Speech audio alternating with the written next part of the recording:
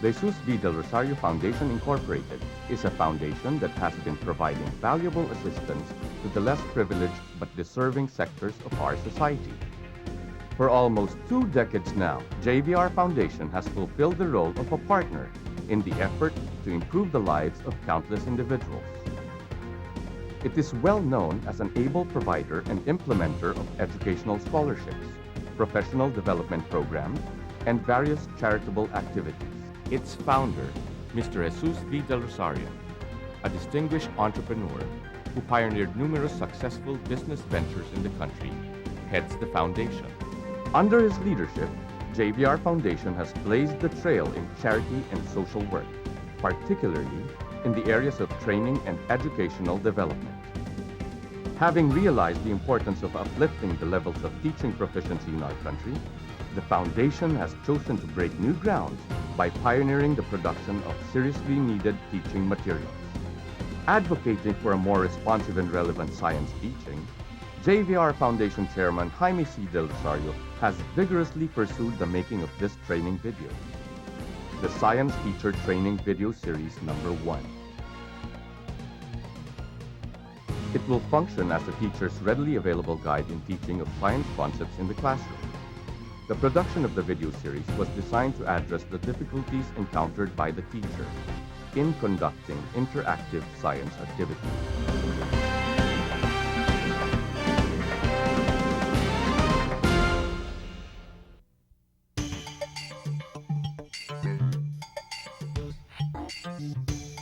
This teacher training video is about physics. Intro to Physics. Physics is the science devoted to the study of energy and its effect on matter.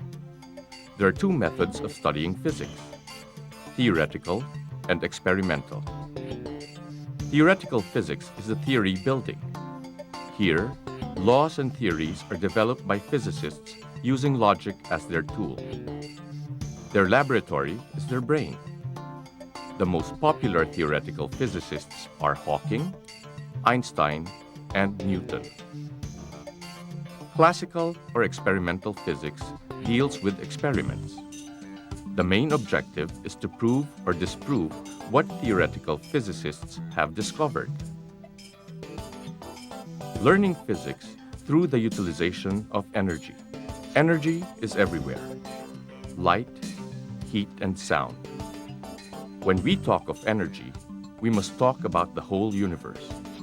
Remember your lessons in general science? Here are some basic principles we learned then. First, we were told that the whole universe is said to be made up of matter. Second, we also learned that energy and matter are equal. Remember the formula E equals mc squared? Third, energy can only happen if there is matter. Fourth, whenever matter is changed in any manner, it is transformed to energy. Hence, any loss in matter becomes energy. Since the whole universe is matter, then when one talks about energy, necessarily we have to deal with at least one component of the universe. Through time, energy has been with us. Energy affects our economic growth and our society in general. Light. In Genesis, God said, "Let there be light." What is light? Light makes it possible for us to see. Light comes to our eyes, and this makes seeing possible. Without light, we would have no food to eat or air to breathe. Plants use the light from the sun to grow and to make food. Light from the sun also heats the earth. Without the sun's light, the earth would soon become so cold that nothing could live on it. Sources of light. Many of the things we see, such as the sun, a flashlight, and room lights, are sources of light. We see all other things because light from a source bounces off them and travels to us. Classification. Light sources can be classified as natural or artificial. Natural light comes from sources that we do not control. Such sources include the sun and the stars. Artificial light comes from sources that we control. These sources include candles and flashlights. Objects that emit light by themselves are called luminous bodies. They are active sources of light. Temperature. Sources of light vary in temperature. We will show you two experiments to demonstrate what we mean. Activity number 1. The sensory measurement of the temperature. In the following experiments, we will be needing a candle, a match, optical board, power supply, 2 connecting wires, small lamp socket, miniature incandescent bulb, big lamp socket connected to 220-volt line, fluorescent lamp. This is our setup. Experiment 1. Lighting a candle. In our first activity, simply place a candle on a board and light it with a match. What happens? Observe the light it gives off. Experiment number 2. Lighting an incandescent lamp. Let's move to the next experiment. Procedure. Screw in the bulb into the lamp socket. Plug the power supply to 220 power outlet. Check if the LED lights. Using 2 connecting wires, connect it to the power supply. Get one of the connecting wires and clip it to terminal A of the power supply. Get the second connecting wire and clip it to terminal B of the power supply. Now you see an incandescent bulb light up. Incandescent light is a light produced by a hot filament when its temperature is about 2,200 degrees centigrade. This was first invented by Thomas Alva Edison in 1878. This type of lamp has been very popular until the early 1950s. You still get to see them in some of your houses which use the yellow bulbs. In the Philippines, people refer to this as bombilya. Experiment number 3. Lighting a fluorescent lamp. In our third experiment, we will need the following. A big lamp socket connected to 220-volt line. Fluorescent lamp. Procedure. Plug in the lamp into a 220-volt line. To make this experiment more dramatic, let's turn off the room light. White light. Fluorescent lamp emits white light. In the 1920s, Edmund Germer invented the fluorescent lamp, which has become a popular alternative to the Edison lamp. It has been said, though, that our own Agapito Flores invented this lamp earlier on, and many Filipinos acknowledge him as the inventor of the fluorescent lamp. Activity number 2. Measuring the temperature through the color of the bulb filament. Using the incandescent lamp setup, let's demonstrate this method of measuring temperature. Procedure. In order to measure the temperature of the lamp using the color of the bulb filament, we need to add 2 connecting wires and the wiper-controlled wire-wound rheostat. This type of the rheostat uses a long resistance wire coiled around an insulator which controls the flow of current from the source into the wire. The ability to control the flow of the current through the rheostat allows us to observe the gradation of color of the bulb filament as we increase or decrease the electric current that flows through the wire. Please take note that there are 3 terminal screws, 2 of which are in contact with each other through the resistance wire. Third terminal is attached to the wiper contact. Now, let's attach 1 connecting wire to 1 terminal screw of the rheostat and the other one to the terminal screw of the wiper contact. You have now put together a closed circuit connection in lighting your lamp. Place a projection screen or a white screen using laundry clips as stand and place it on one end. In between the projection screen and the source of light, place a double convex lens. Now, let's turn off the room lights. When the lamp's filament starts to become red hot, focus the image by shifting the lens until sharp picture of the filaments appear on screen. Slowly move the wiper arm of the rheostat, gradually increasing the current. Observe the difference in the filament color. Since we cannot measure with a thermometer the temperature of the filaments at different currents, the temperature is approximated by the filament color. Low current is indicated by the red color filament. Medium current is indicated by the bright yellow color filament. Maximum current is indicated by the white color filament. Conclusion: the brighter the lamp, the hotter it is. The brightest and the hottest source of light is the sun. The temperature of the surface of the sun has been determined at 5,600 degrees centigrade.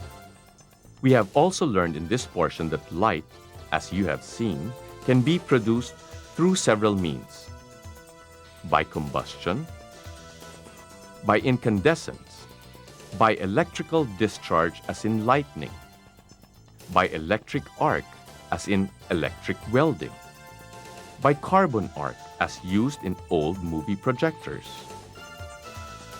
by fluorescence, by phosphorescence, by bioluminescence. Activity number 3. Light has the same amount of reflection on all sides of the source of light.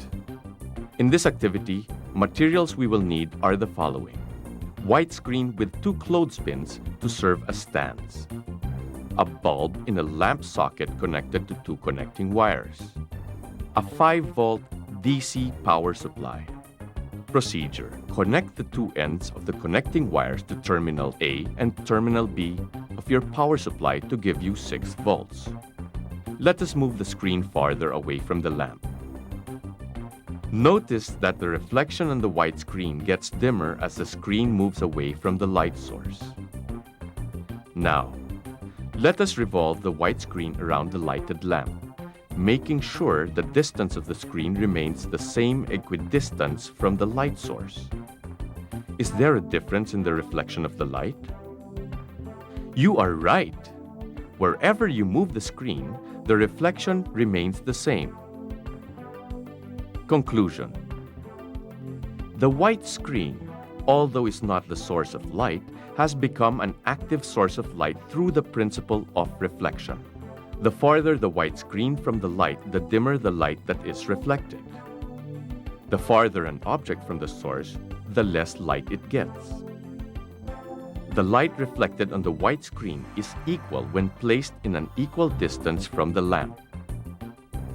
Light is propagated equally in all directions. Activity number 4. Light travels in a straight line. Experiment number 1. Using a comb. Materials: power supply, 2 connecting wires, bulb in a lamp socket, lamp house, comb supported upright by 2 clothespins, white screen attached to 2 clothespins to keep it vertical, optical board. Procedure: cap the bulb with the lamp house. Connect the connecting wires to terminals A and terminal B of the power supply. See what happens. What do you observe? We now have created a tiny spotlight. We will center this spotlight on the teeth of the comb. Now, let's turn off the room lights. What do you observe on the optical board and on the white screen? On the optical board, you can see a spread of non-coherent light. Rays of light in V formation is observed. Now let's do some magic. Play with the comb, calibrating the distance from the lamp house. The closer the comb from the light source, the fewer and thicker light rays can be observed. The farther the comb to the light source, the more light rays are generated. Also, the thinner the light rays have become. Conclusion. What we have created are shadows. Unlike Peter Pan, who tends to lose his shadow, our experiment shows that at no point in time when light strikes an object that shadows will not be created. Whenever there is light, there is shadow. Light always moves on a straight line, and when it hits an obstacle, a shadow is created. Light cannot go around an obstacle. It always hits the object on a straight line. Light also behaves differently depending on how close one is to the source. This has been demonstrated by our comb experiment. As we have seen, the closer the comb from the light source, the fewer and thicker light rays can be observed. The farther the comb to the light source, the more light rays are generated. Also, the thinner the light rays have become. Experiment number 2. Using pencil. The next experiment reinforces what we have just seen. Materials. Let's use a pencil this time, using the previous setup but without the comb. Procedure. Between a white screen at one end and the lamp house at the other end, hold the pencil in the center of these two at a vertical angle on the optical board. Making sure the room is very dark, switch on the two lamp houses. Example, flashlights. What do you observe? Now, let us just use one source of light. Do you see any difference? You are right. There is just one shadow. Depending on the light source, you can observe multiple shadows. Let us see what happens if we have several sources of light. Using two sources of light, two shadows appear. Add another one, and what have we got? 3 shadows. Note, if no multiple sources of light is available, you can use flashlights in the classroom. Conclusion. Creation of shadow is a proof that light travels in a straight line. As you have seen, multiple sources of light generate multiple shadows. The number of shadows is a function of the number of sources of light. Our third activity, still on shadows, will show us another very important feature in the discussion of lights and shadows. Experiment number 3. Using pentel pen. Materials. Old setup. Additional bulb and lamp house. Additional 2 connecting wires. 1 pentel pen. Procedure. Using the old setup, connect the additional lamp house to the power supply. Place the pentel pen on its upright position between the lamp houses and the white screen. Turn off the room lights. As we have seen earlier, with 2 sources of light, we generate 2 separate shadows. Move the 2 lamp houses towards each other until they meet. You can also show this by using a mirror instead of a pentel pen. Conclusion. At the point where the 2 shadows meet or cross each other, it is called the umbra. In Latin, means shadow. While the shadow created by only one of the 2 lamps is called penumbra, in Latin, it means almost shadow. Activity number 5. Seeing is a function of how light travels through a pinhole. How do we see? Seeing is actually capturing images, and light plays a very important role. When we see an object, it reflects light, and that whole reflection of light must enter into our eyes in order for us to see the whole object. But we only have a pair of very small holes, which is our lenses that must capture this whole reflected image. Let us discover the mystery of seeing. First thing we have to remember is that every single point of an object emits multiple light rays traveling at straight lines that go at different directions. As we have learned in our earlier experiments, when light strikes opaque objects, they are either absorbed or reflected. Hence, the light rays and their corresponding images do not cross over to the other side of the opaque objects. However, when there is a pinhole on the surface of an opaque object, there is a place where the light rays can go through. But not all rays can do this. Only the light rays that are rightly angled and can go through the hole are the only ones that can cross over to the other side. When these light rays manage to go through the pinhole, they carry with them the corresponding parts of the image they reflect. Necessarily so, as shown in the picture, what gets across through the hole to the other side of the obstacle is the inverted image. How do we demonstrate it? Materials: optical board, a candle, an improvised pinhole camera, a magnifying glass. Procedure: mount a lamp on the optical board as shown with a screen at the extreme end of the board. In between, place a whiteboard with a small hole at the middle. Turn off the light. What do you see? How does that happen? Why is the image inverted? Conclusion: how do you see? Seeing is capturing images, and light plays a very important role. In reality, this is how we see. Images first pass through the opening of the front of our eye, the pupil, to the lens, which inverts the image and projects it onto the retina. The retina processes the image and delivers it through our optic nerve, which, in turn, transmit nerve impulses to the brain. The brain tells us what we see. Hence, in truth and in fact, it is actually our brain that sees. Activity number 6. Ability of light to pass through objects.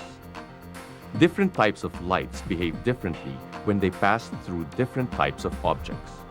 Let us do some experiments to show what we mean by this. Experiment number 1. Using diffused light. Materials: power supply, 2 connecting wires connected to a lamp socket with a bulb, white screen with 2 clothespins.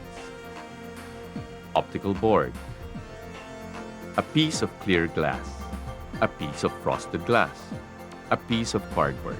Procedure: clip the connecting wires to terminals A and B. To better appreciate this experience, let us turn off the lights. Place the clear glass between the bulb and the white screen. Did the light pass through the transparent glass? Yes, it did. Now, let us try to use a frosted glass. Did the light behave the same way? No. The image on the white screen is not as clear as when it passes through a clear glass. Now this time, let's use a piece of cardboard. What did you notice? No light rays passed through the cardboard. Don't forget what you have just observed. Meantime, let's move to the next activity, and let us change the source of light to something more focused. Experiment number 2. Using focused light. Materials: use the same setup but change the source of light. Laser light mounted on a clothespin. Procedure: put on your laser light. As you can see, the light produced is a much more directed light. Let us turn off the room lights. Place the clear glass in between the laser light and the white screen. Did the light pass through the transparent glass? Yes, it did too. The laser light easily passed through the clear glass. Now, let us try to use a frosted glass. Did the light behave the same way as the first demonstration? No. What came out is a beautiful image which demonstrated that some light rays were refracted. Now this time, let's use a piece of cardboard. What did you notice? No light rays pass through the cardboard, even if the laser light is a focused light. Conclusion. In both experiments, the following principles have been demonstrated. Light passes through transparent material very easily. Translucent material diffuses light. Some light rays pass through or get transmitted. Others are refracted and others are reflected. Opaque materials do not allow light rays to pass through it. If the opaque surface is white, it reflects the light rays back to the source. If the opaque surface is black, it absorbs the light rays. Activity number 7. Angle of incidence is equal to angle of reflection. Lights also behave in some specific ways. Another principle of light that remains inviolate up till this time is that the angle of incidence or entry will be equal to the angle of reflection or exit. How do we demonstrate this? We prepared 2 activities to show this. Let us start with the first one. Experiment number 1. Normal position of protractor. Materials: laser pointer, optical board, protractor, mirror. Procedure. On the optical board setup, the protractor with a plane mirror is aligned on top of it and is facing you. Then beam the laser pointer on the other side to the mirror at exactly 90 degrees normal to the protractor. Observe the reading on the protractor where the laser light reflects. Notice the laser beam goes back to you. Conclusion. A beam that is directed at 90 degrees of the protractor will be reflected exactly back to the source. Experiment number 2. Normal position of protractor. Let us try directing the laser beam through different angles to the mirror. If point of entry is at 15 degrees, then point of exit is at a 15-degree angle at the opposite side. If point of entry is at 30 degrees, then point of exit is at a 30-degree angle at the opposite side. If point of entry is at 45 degrees, then point of exit is at a 45-degree angle at the opposite side.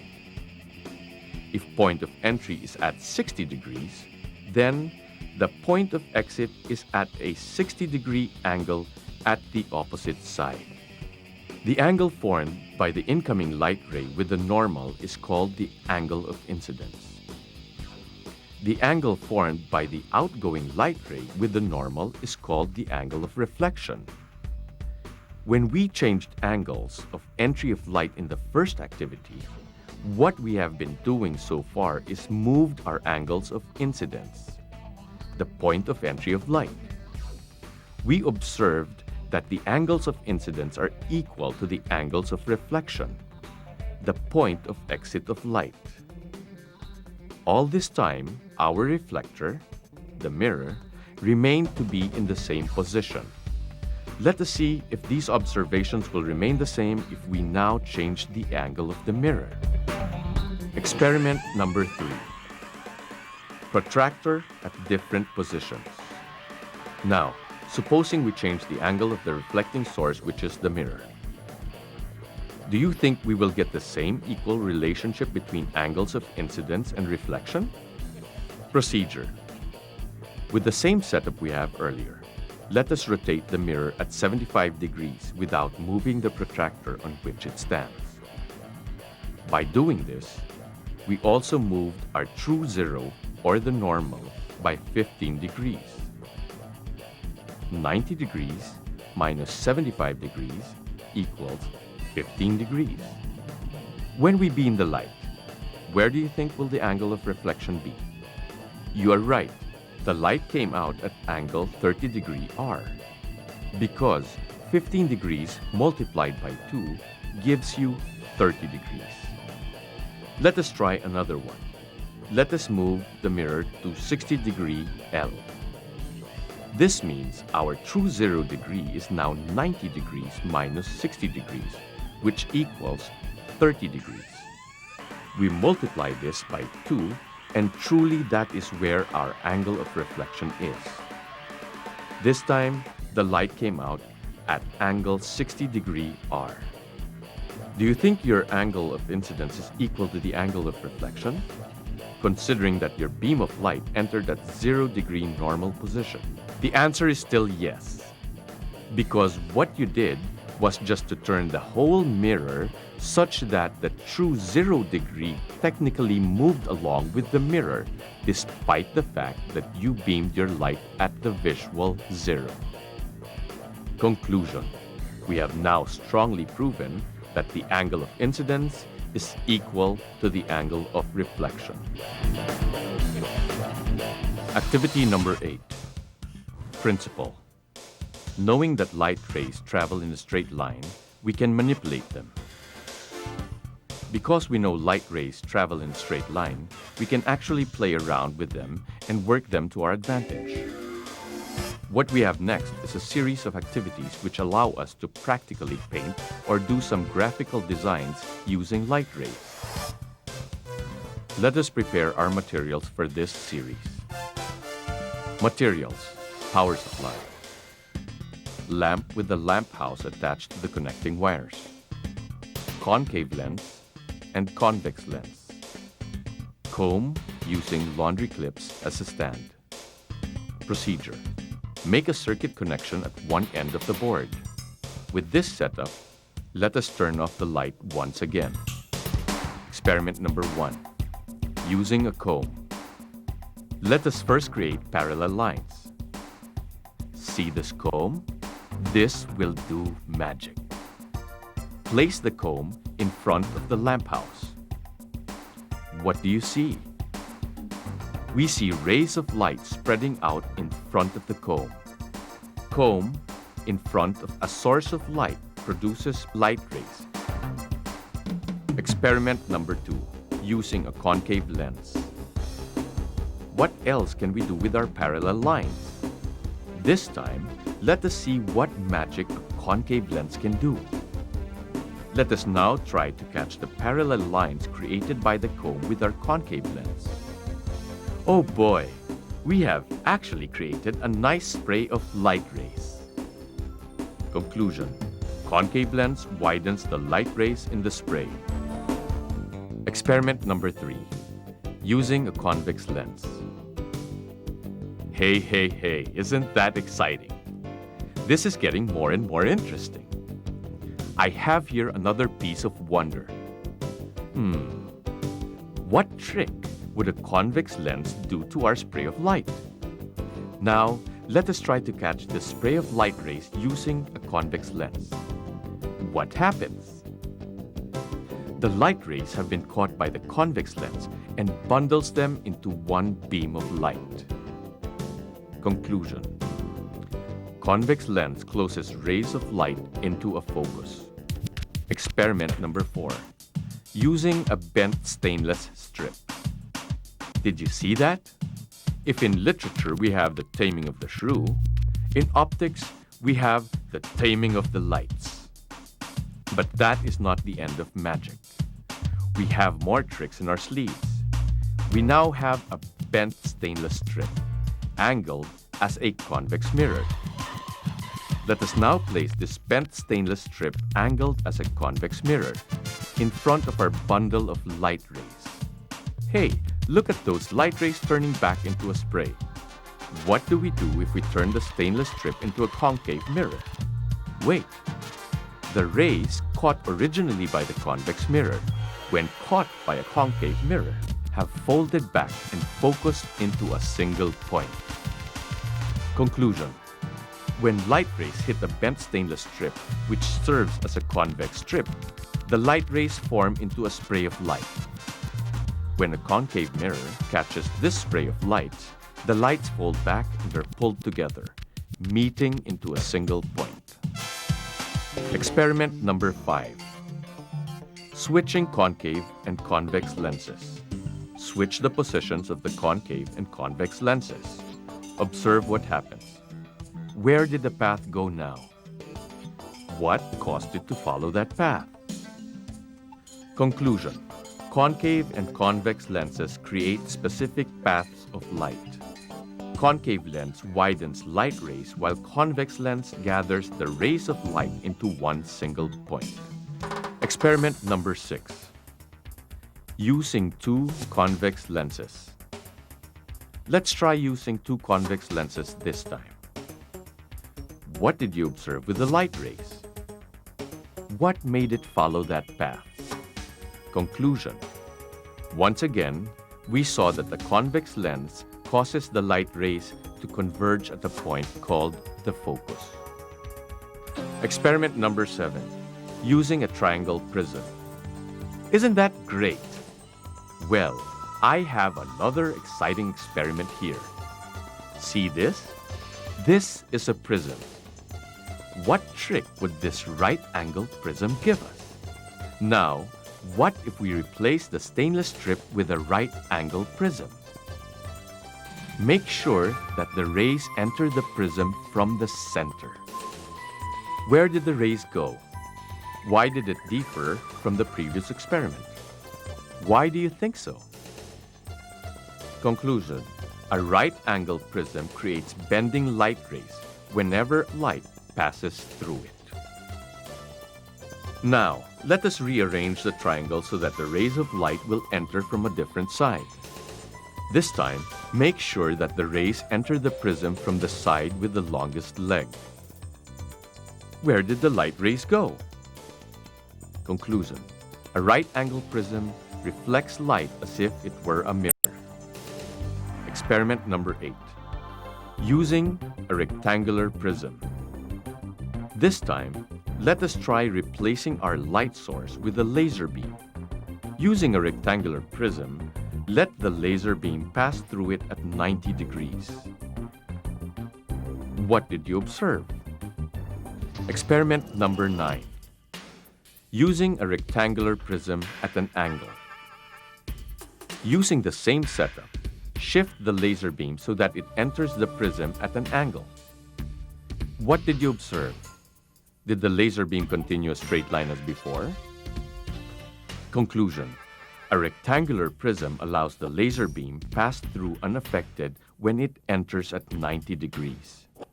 But when a light ray passes through the prism at an angle, it is bent. This is the property of light that allows both animals and humans to see objects. It is only when light reaches our eyes as it bounces from an object that we actually see the object. Activity number 9. Principle. The intensity of light or light's luminance can be measured using certain devices. A photometer measures the intensity of light. One example of this is the Jolly's photometer, a cylinder of paraffin wax with a metal strip at the middle, separating the semicircular sections exposed to light sources. This photometer is now obsolete, but was used to determine the luminance of a light source by comparing it with a known luminance. The formula is: the modern equivalent is the electric photometer, which consists of a small solar cell and a sensitive galvanometer. Let us see how a photometer works. Materials: 2 lamp houses, optical board, Jolly's improvised photometer. Procedure: set up the apparatuses as illustrated. 2 lamp houses are placed on opposite ends of the optical board. Then, the Jolly's photometer is placed in between the light sources. Slowly move the rheostat from one side to the other. Observe the luminance of the light from the two sections of the photometer. What do you observe on the photometer as we move the rheostat? Conclusion. By using a photometer, one is able to observe more closely the increase of the intensity of light and allows one to study the behavior of light. Concluding statement. The study of optics in the high school is often inadequate because of lack of optical apparatuses to show or demonstrate the different optical concepts. What you have seen so far in this VCD are just a few illustrative ways of engaging the students to learn the basic concepts in light production, propagation, reflection, refraction, absorption, and transmission. You have been given the tools and the examples of how to create more magical experiments that would delight the students.